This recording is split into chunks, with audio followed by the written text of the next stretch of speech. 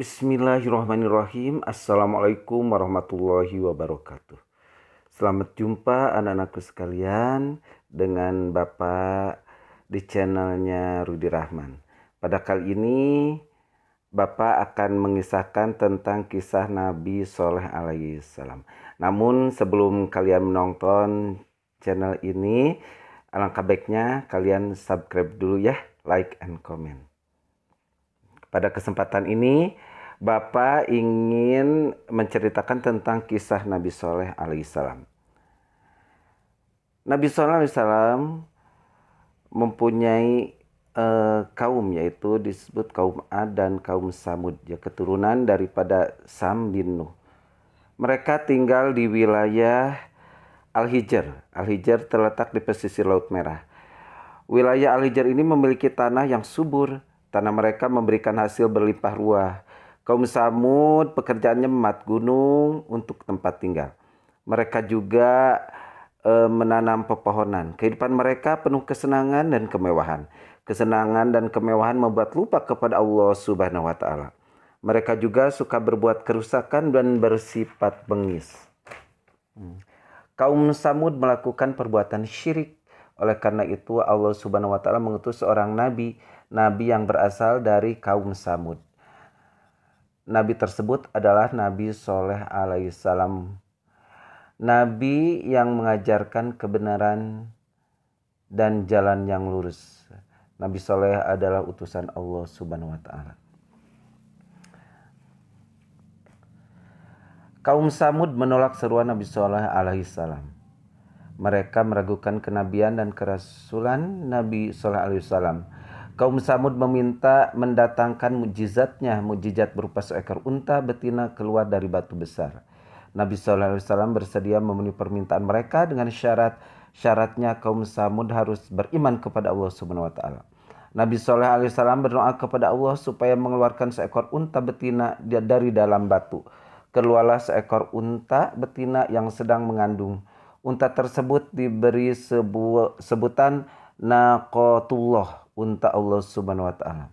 Kaum Samud terkejut dengan kejadian tersebut. Seketika itu mereka terdiam. Mereka terbagi menjadi dua golongan. Sebagian mereka mengakui kenabian Nabi Sallallahu Alaihi Wasallam, namun sebagian besar mereka ingkar dan tetap dalam kesesatan, padahal mereka telah melihat tanda-tanda kekuasaan Allah Subhanahu wa Ta'ala. Nabi Sallallahu Alaihi Wasallam meminta untuk memberikan minum unta di telaga mereka sehari penuh untuk unta Nabi Sallallahu Alaihi Wasallam. Hari berikutnya untuk kaum Samud, unta juga dapat makan rumput dimanapun. Nabi Sallallahu Alaihi Wasallam memerintahkan untuk jangan mengganggu unta tersebut. Jika mengganggu, azab Allah Subhanahu Wa Taala akan menimpa mereka. Unta Nabi Sallallahu Alaihi Wasallam merupakan bentuk suatu cobaan, sebagaimana firman Allah Subhanahu Wa Taala sebagai berikut. A'udzubillahi minasyaitonirrajim. Inna mursilun naqati fitnatan lahum fartaqibhum wastabir. Artinya, sesungguhnya kami akan mengirimkan unta betina sebagai cobaan bagi mereka, maka tunggulah tindakan mereka dan bersabarlah. Quran surat Al-Qamar ayat 27. Pada suatu hari mereka membunuh unta Nabi sallallahu alaihi wasallam.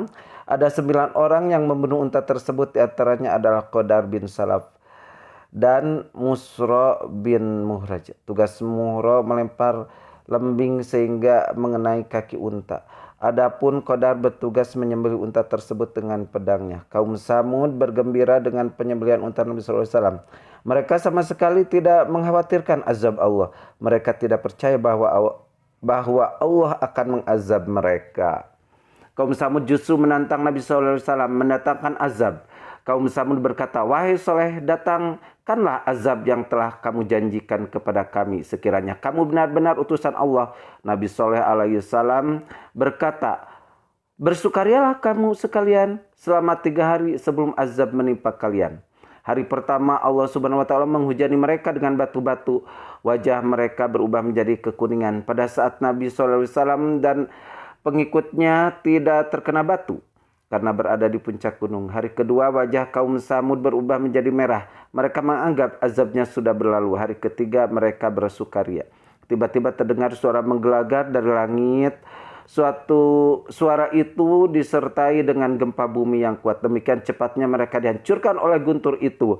Mereka hancur lebur tanpa bekas, seakan-akan mereka tidak pernah ada, tidak seorang pun yang selamat dari azab Allah Subhanahu wa taala kecuali yang beriman kepadanya.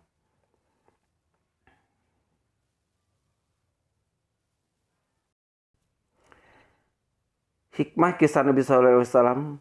1. Tidak boleh berputus asa untuk mengajak kepada kebaikan.